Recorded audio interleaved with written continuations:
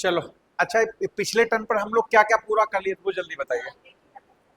वनस्पति तक हो गई थी, रिवर हो गई थी, रिवर लिखा तो दिए थे, रिवर भी लिख लिए थे। अच्छा, एक बार इसे 2 से 10 मतलब मुश्किल से 10 मिनट में इसका एक बार फिर से रिवीजन टाइप का कर ले, उसके बाद आगे चलते हैं। देखो, जिस दिन हम लोग ये हिमालय पढ़ रहे थे तो उस दिन आपने बार बार एक सुना होगा, एक बार आ रहा था कि हिमालय, और एक पर बराबर बोला गया था ट्रांस हिमालय। ठीक है, ट्रांस का मतलब भी बताया गया था, हिमालय का यानी ट्रांस हिमालय, हिमालय के उस पार वाला क्षेत्र। ठीक, यानी अगर हम लोग यहाँ पर हिमालय की बात करें तो ये वाली लाइन जो है ये आपकी ग्रेटर हिमालय को शो कर रही, ये वाली लाइन आपकी लेसर हिमालय को शो कर रही है, और ये वाली शिवालिक हिमालय को शो कर रही है। यानी ये वाला हिस्सा एक हुआ, और एक यानी ये लाइन हम जो मार्कर से ड्रॉ कर रहे हैं ये छोड़। अब इस लाइन के उधर जो क्या कहलाता था, ये ट्रांस हिमालय। तो ट्रांस हिमालय में 3 अलग अलग माउंटेन रेंज दिखेंगी। एक ये कहलाती है आपकी कौन सी, काराकोरम, और ये वाली कहलाती है आपकी लद्दाख, और ये वाली कहलाती है आपकी जास्कर। यानी जैसे आपके हिमालय में ग्रेटर हिमालय, लेसर हिमालय और शिवालिक हिमालय के मिलने से बना है, ठीक उसी तरीके से ट्रांस हिमालय जो है आपका काराकोरम, लद्दाख और जास्कर से बना है।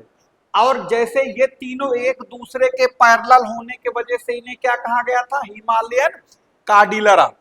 तो इसी तरीके से इसको क्या कहेंगे, ट्रांस हिमालयन कार्डिलरा। अब ये देखो, आगे जाके हमने आपको एक बताया था, पामीर की गांठ जो पड़ती, यहां पर जाके ये सारा पूरा का पूरा जमावड़ा आपस में ये सब जुड़ जाते हैं। ठीक है, फिर इसमें आपको बताई थी बहुत सारी, इसमें आपको चोटियां दिखाई देंगी जो लिखाई जा चुकी हैं, दर्रे जो कि लिखाए जा चुके हैं, हिल स्टेशन जो कि लिखाए जा चुके हैं। अब यहाँ पर इन दर्रे हिल स्टेशन के बाद में जैसे यहाँ पर भी वही सीन दिखाई दे रहा है, ये कलरफुल है, देखने में भी थोड़ा अच्छा लग रहा होगा और समझने में भी। जैसे यहाँ पर भी देखो, ये जो 3 आपको लाइनें दिखाई दे रही, येलो वाली, ब्लू वाली और ये वाली ग्रीन वाली, ये तीनों की तीनों हिमालय को शो कर रही हैं। और ये वाली कौन सी है, देखो लिखा हुआ है, और ये हाँ, ये कहलाती ट्रांस हिमालय। अच्छा, एक क्वेश्चन आपके एग्जाम में बहुत बार पूछा गया है कि सिंध नदी किन 2 पर्वत श्रेणियों के बीच से बहती है। अगर आपके पास एटलस हो तो इसका जवाब ढूंढ के रखिए, हमें बाद में बताइए। ठीक है, सिंध नदी है, इन्हीं कुल मिला के इन्हीं के किसी न किसी बीच से बहती, बस इतना आप अपना खुद ढूंढ के हमें बताइए, हैं इसी में ढूंढ के बताइएगा। ठीक है, अच्छा अब देखो, इन तीनों के बाद, चुप रहो भाई, एक बात हमने बार बार ये आपको उस दिन बताई भी थी, हमने कहा जितनी भी हम लोग चोटियों के नाम लिख रहे हैं, इनमें एक चोटी को छोड़ दिया जा रहा है, और वो चोटी पूरे दुनिया की दूसरी सबसे ऊंची चोटी है, और उसका नाम क्या है ये सब जानते हो आप, K2 है। यानी जो K2 है ये पूरी दुनिया की दूसरी सबसे ऊंची चोटी है। ठीक है, अब ये इसका K2 को दूसरा नाम क्या कहा जाता है, गॉडविन ऑस्टिन भी कहा जाता है, क्योंकि ये इस व्यक्ति ने इसे खोजा था। अब इसका नाम K2 कैसे पड़ा, देखो मैथ में A इंटू A बराबर क्या होता है, यही होता है। अब यहां पर देखो, कारा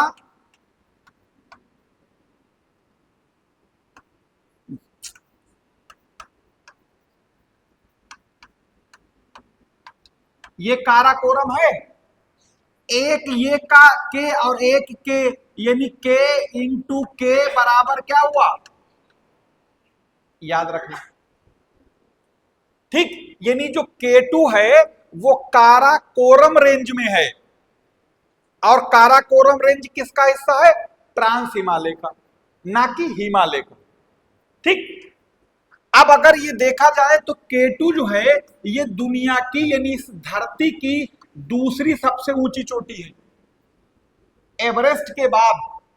इस पूरी पृथ्वी के ऊपर K2 से ज्यादा ऊंचा कोई नहीं है। अब यहां पर ध्यान रखना, उस दिन जिस दिन हम लोग कंचनजंगा के बारे में कुछ बात किए थे और हमने कहा था ये थोड़ा दुर्घटना बहुल क्षेत्र है एग्जाम के हिसाब से, यानी कि अगर ऐसे कहें कि भारत की सबसे ऊंची चोटी बताएं तो सिवाय K2 के अलावा फिर कोई आंसर नहीं। ध्यान से सुनना, अगर वो ये कहे कि हिमालय में स्थित भारत की सबसे ऊंची चोटी तो आंसर बदल जाएगा, तो इसका होगा कंचनजंगा, क्योंकि वो हिमालय में स्थित है, यहां सिक्किम में है। ठीक है, और वैसे अगर देखा जाए एवरेस्ट, कंचनजंगा और K2, यानी एवरेस्ट नंबर 1 पर है, K2 नंबर 2 पर हाइट में, और कंचनजंगा नंबर 3 पर आती। ठीक है, तो दोनों में ध्यान रखना।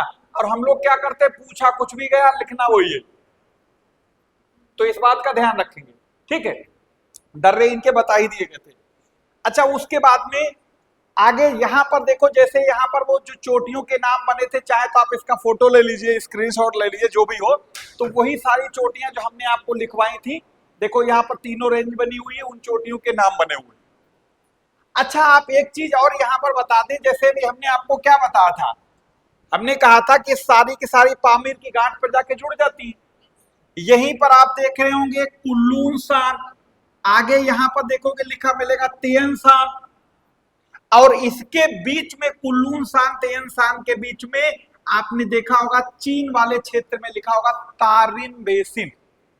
अगर नहीं देखा तो आप एटलस में जाके ढूंढ के देख लो, तारिन बेसिन दिखाई देगा, टकला मकान दिखाई देगा, ये तमाम तरीके के उसमें दिखाई दे। अरे वीडियो अपलोड हो जाएगा, उससे फोटो स्क्रीनशॉट ले लेना, काहे के चक्कर पड़े, जो आपका दिल करे वो कर लो।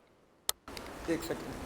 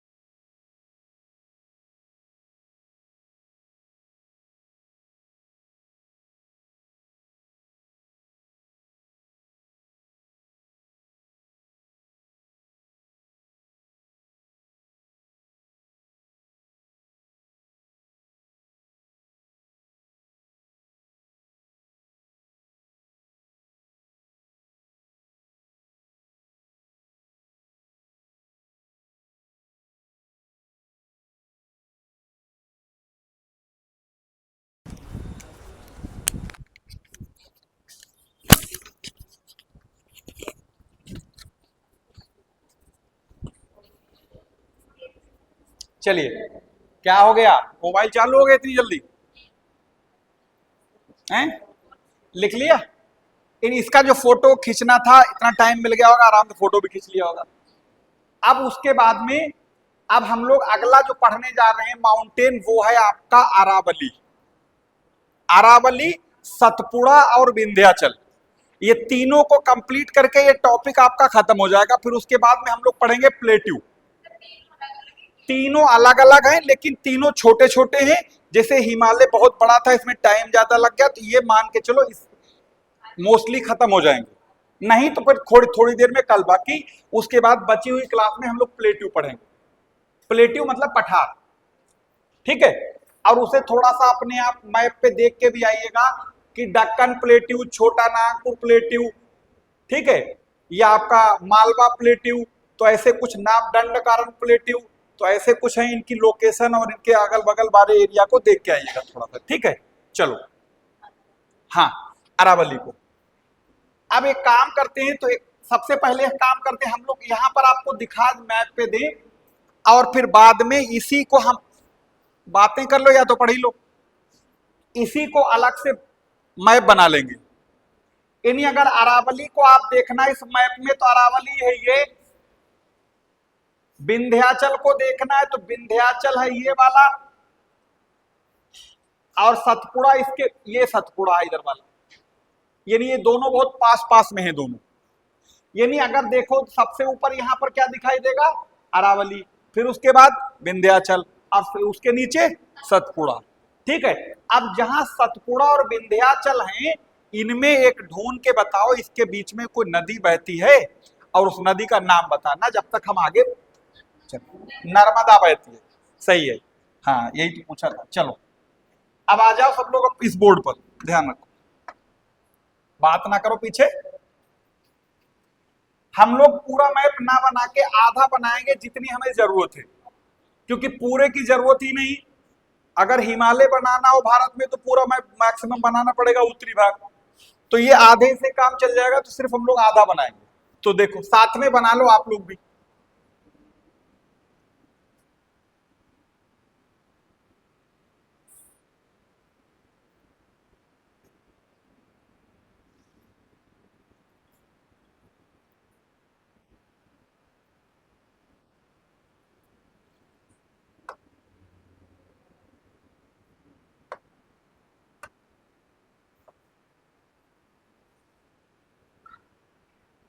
देखो, क्योंकि जरूरत हमें इसी के इसलिए।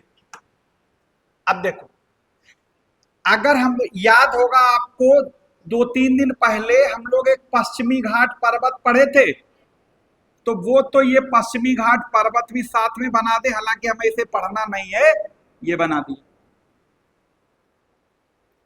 साथ ही पूर्वी घाट पर्वत भी अगर आप बनाना चाहो तो ये भी बना दो, जो कि इन्हें हमें पढ़ना नहीं, ये पढ़ चुके हैं। पढ़ना किसे है, अब उनको पढ़ने वालों को बना लेते, क्योंकि ये चीजें दोनों पढ़नी नहीं, इसलिए ये बना दी ताकि आपके दिमाग में ये एक दूसरे के रिलेटिव इमेज बनी रहेगी कि अगर सतपुड़ा वहां था तो उसके ठीक नीचे कौन था, यानी उसके अगल बगल भी कुछ रहा होगा, तो इसलिए बना दिया। अब देखो जरा यहां पर, ये अगर आप देखोगे इस तरीके से, यहां पर आपको एक माउंटेन दिखाई देगा जिसे अरावली बोलते हैं। अरावली के ये ऐसे एक आपको दिखाई देगा जिसे हम लोग विंध्याचल कहते हैं, और विंध्याचल के बगल में एक आपको ये दिखाई देगा जिसे सतपुड़ा कहा जाता है। इन तीनों को बना लो। अब हमें ये पता लगता रहेगा इस मैप में कि विंध्याचल, सतपुड़ा, अरावली, पश्चिमी घाट, पूर्वी घाट, ये एक दूसरे की सापेक्ष पोजीशन पता लगती रहेगी।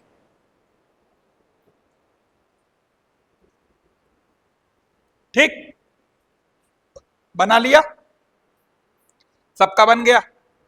अच्छा, इनके चाहे तो आप नाम भी लिख दीजिए कि कौन किसका क्या नाम है। देखो, ये वाला जो है आपका क्या कहलाएगा, ईस्टर्न घाट या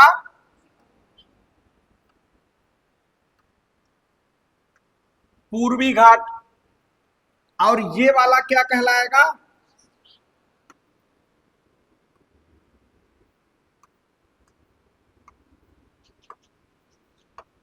पश्चिमी घाट या सह्याद्री। और ये वाला क्या कहलाएगा? नंबर 1 पर कौन है? अरावली। नंबर 2 पर कौन है? विंध्याचल। और नंबर 3 पर कौन है? सतपुड़ा। हम यहां पर इसको लिख इसलिए नहीं रहे क्योंकि ये स्पेस कम पड़ने लगता है, हौच पौच ज्यादा होने लगता है। ठीक है, ये जो मोबाइल चला के जो टाइपिंग कर रहे हो, जो कर रहे हो, हम किसी का नाम नहीं लेंगे, लेकिन ये ध्यान रखना ये सबको दिखाई दे रहा है। अगर ऐसा करना है तो बिल्कुल पढ़ने ना हो, अपने घर पर बैठो, ये खाली आके डिस्टर्ब करने के लिए क्लास ना बने रहो, जो कर रहा हो। ठीक, चलिए बना लिया इसका। अब देखो, ये अरावली है और ये विंध्याचल है और ये सतपुड़ा है। यहां पर अगर इन तीनों की देखोगे, तीनों की जातियां अलग अलग, जैसे हमने शुरुआत में बताया था माउंटेन के बारे में कि इनकी सबकी, जैसे कि हम इंसानों की जातियां होती, तो इस तरीके से इनकी जातियों कैसे, जैसे फोल्डेड माउंटेन जिसे वलित पर्वत कहते हैं, उनमें भी 2 जातियां, युवा फोल्डेड यानी यंग फोल्डेड जिसे हम लोग युवा वलित कहेंगे, एक प्राचीन वलित यानी ओल्ड फोल्डेड, एक वैल्केनिक माउंटेन, किसी को ब्लॉक माउंटेन, किसी को रेजिडुअल माउंटेन, ये बताए थे अलग अलग। तो इसमें देखो जो अरावली है ये कहा जाता है oldest folded mountain in the world कह सकते हो, यानी है तो फोल्डेड, लेकिन ये कैसा फोल्डेड, ये करोड़ों साल पहले कभी हिमालय जैसा हो सकता ऊंचा रहा हो। जैसे हमने शुरू में कई बार ये बता चुके हैं, जब कोई माउंटेन बनता है या कोई इंसान को भी ले लो, तुम यहां तक कि लोहे को भी ले लो, लोग कहते हैं ना लोहा इसको कुछ बिगड़ेगा नहीं, लोहे को तुम थोड़े दिन अब बाहर धूप में डाल दो, बरसात के सीजन में 10 दिन के लिए डाल के देख लो, देखना जंग लग के उसकी परतें उछड़ने लगेंगी, यानी लोहे का भी विनाश हो जाएगा।